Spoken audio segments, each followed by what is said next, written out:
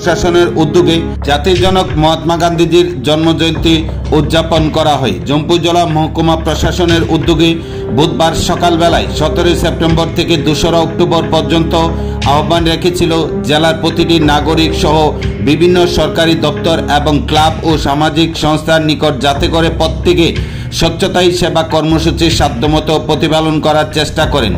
জম্পুজলা মহকুমা প্রশাসনের ডাকে সাড়া দিয়ে এবং জাতির পিতা মহাত্মা গান্ধীজির জন্ম জয়ন্তীতে বিভিন্ন কর্মসূচি পালন করেন জম্পুজলা ব্লক এবং জম্পুজলা মহকুমা প্রশাসন। এই দিনে প্রথমে বুধবার সকালে জম্পুজলা ব্লকে স্বচ্ছতাই সেবা কর্মসূচির অঙ্গ হিসাবে এলাকার সমস্ত জনজাতি মহিলাদের রিশা পরিয়ে সংবর্ধনা জ্ঞাপন করেন।